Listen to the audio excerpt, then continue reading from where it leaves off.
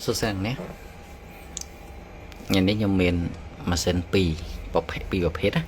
mà để lịch này đây còn thà về thân không tà câu lịch này ta thân không mà đeo sen cái này sầm rạp mà đào này cứ em học hay 4 plus chỉ bọc hết mà sen global version RAM đọc pi 2 mồi hay sầm rạp mà đào này vẫn cứ em học hay 7 Atra company sầm rạp mà tại vision còn xua tha mọc hay 7 Atra cho mồiនឹងem học hay 4 plus ta lại cứ sờ điên vô ta mền tên ta dương cô tài tình mùi này sầm rạp em mà pay 4 plus global version ní dương đội chuông tài 525 là thế hay sầm rạp em mà pay 7 Atraក្រុមហ៊ុនdương độ 549 สำหรับem mà pay 3 Atra ní phải bảo viết cứ 8G 256G ហើយសម្រាប់ em mà pay 4 plus នេះគឺ12 ពី 56 អញ្ចឹងមកដល់ប្រធានបទក្តៅរបស់យើងវិញថាតើក្នុងកញ្ចប់លុយប៉ុណ្នេះយើងគួរតែប្រើមួយណាយើងគួរតែរើសយកមួយណាតាមពិតទៅវាមិនមែនជារឿងដែលត្រូវជ្រើសរើសទេអ្វីដែលយើងគួរតែជ្រើសរើសថាតើខ្លួនឯងនឹងប្រើលើអីមានន័យថាក្នុងកញ្ចប់លុយប៉ុណ្ណឹងយើងតម្រូវការលើអីច្រើនបន្តិចខ្ញុំបញ្យល់ថាតម្រូវការលើអីច្រើនមិនទី1តើទៅមួយរូបរាងនឹងអេក្រង់កោងអញ្ចឹងសម្រាប់ M23 Atra យើងដឹងស្រាប់ហើយវានៅមានត្រកូលកោងជាប់សាច់ញាតិពី M22 21មកគឺមិនទាន់ដាច់ទេតើតែ M24 Atra ទើបដាច់ជាក្រង់កោងអញ្ចឹងតែយើងចូលចិត្តអេក្រង់កោងឬក៏ចូលចិត្តអេក្រង់ត្រង់អាហ្នឹងជារឿងទី1រឿងទី2តើយើងចូលចិត្តអេក្រង់ដែលធំលះឬក៏ធំល្មមណាគេធំលះឬក៏ធំល្មមហើយរឿងមួយទៀតតើយើងត្រូវការ lens នេះ periscope នេះអត់នេះអា lens 100 ISO ហ្នឹងយើងត្រូវការឬអត់ចាំបាច់ឬអត់បើសិនជា lens នេះមិនចាំបាច់អានេះជាជំរើស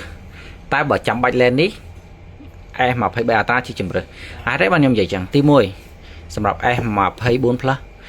អ្វីដែលវាទទួលបានសម្រាប់ម៉ាស៊ីន global គឺ Snapdragon 8 Gen 3ហើយ M23 Atra គឺត្រឹមតែ8 Gen 2ទេមួយទៀតM22 Atra M24 Atra M24 Plus គឺទទួលបាន RAM 12 256G Snapdragon 8 Gen 3អេក្រង់ 2K ដូច 2K Plus ដូចនេះគឺ 2.5K ហ្នឹងអញ្ចឹងកញ្ចប់ទាំងអស់សមត្ថភាពគឺប្រហែលគ្នាតែ chip M24 Plus ខ្លាំងជាងតែកាមេរ៉ា S23 Ultra ខ្លាំងជាងតែសម្រាប់ការទាញក៏ដូចជាសមត្ថភាពក្នុងការប្រើប្រាស់ AI M24 ខ្លាំងជាង M24 Plus ខ្លាំងជាងថ្មក៏ M24 Plus ខ្លាំងជាងដែរតែទៅមួយសមត្ថភាពក្នុងការសាកថ្មគឺប្រហែលគ្នា 45W support ដូចគ្នាអេក្រង់ 2K Plus ដូចគ្នាម៉ាស៊ីនទំតែចេញមានន័យថាអាយុកាលនៃការប្រើប្រាស់24 Atra 24 Plus បានប្រហែលជា1ឆ្នាំតែ23 Atra ប្រហែលជា2ឆ្នាំហើយអញ្ចឹងនេះគឺជាតម្រូវការរបស់អ្នកនរគ្នាទេមិនមែនជាការព្រោះសម្រាប់ចិត្តយើងនេះជាអនុទេសំខាន់ការសម្រាប់ចិត្តរបស់អ្នកគ្នានឹងត្រូវជាមួយនឹងតម្រូវការនៃការប្រើប្រាស់ប្រចាំថ្ងៃរបស់អ្នកគ្នាអត់អញ្ចឹងចំណុចនេះខ្ញុំគិតថាអ្នកគ្នាអាចកាត់កងគ្នាបានហើយបើនិយាយពីប្រៀបធៀបបើនិយាយពីសមត្ថភាពកាមេរ៉ា S23 Atra គឺ option ច្រើនជាងហើយបើនិយាយពីសមត្ថភាពនៃកម្លាំងម៉ាស៊ីន S24 Plus ខ្លាំងជាងអញ្ចឹងពីរនេះគឺបែងចែកគ្នាឲ្យដាច់តម្លៃប្រហែលគ្នាតម្រូវការផ្សេងគ្នាអញ្ចឹងខ្ញុំសង្ឃឹមថាវីដេអូមួយនេះអាចស្រាយចម្ងល់របស់អ្នកនរគ្នាបានថាអ្នកនរគ្នាសម្រេចចិត្តជាមួយណា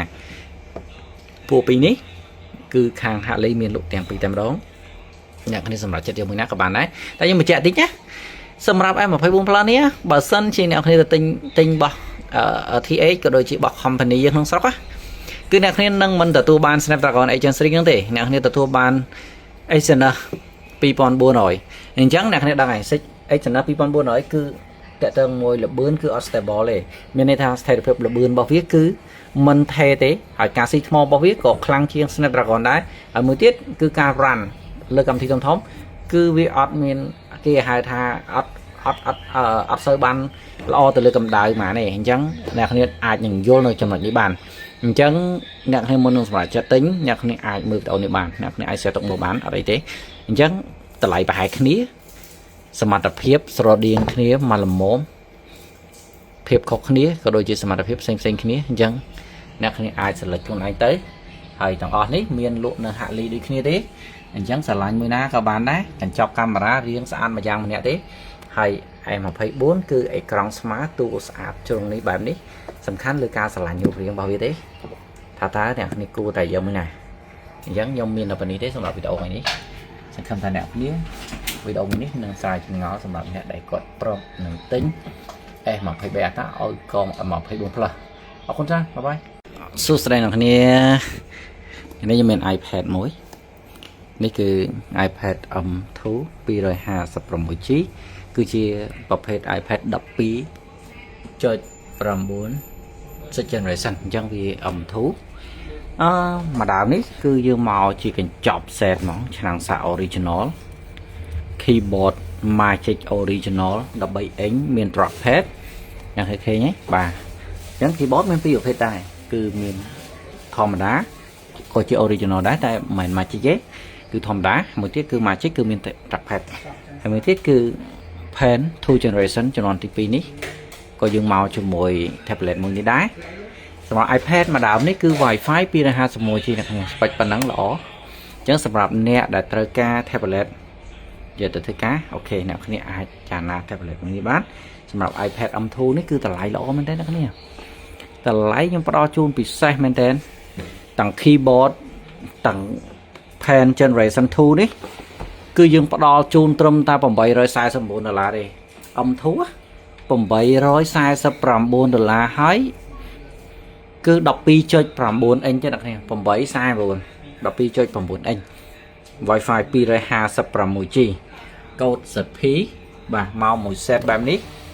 អញ្ចឹងបើយើងនិយាយពី key ជាមួយនឹងប៊ិចនេះតម្លៃរបស់វាថ្មីគឺចូលប្រហែលជាខ្ទង់ជិត400ដុល្លារអ្នកគ្នាបាទអញ្ចឹង tablet នេះគឺដូចនិយាយអញ្ចឹងតម្លៃទូទៅវាចូល7ជាងសម្រាប់256តែសម្រាប់mìnhលក់មួយ set ទាំងអស់នេះតែម្ដងគឺយើងលក់ជូនតែ$849អញ្ចឹងសម្រាប់អ្នកចង់បានអាចមកមើលបានណាហាក់លីខ្ញុំមានម្ដងនេះខ្ញុំបញ្ជាក់ណាអរគុណច្រើន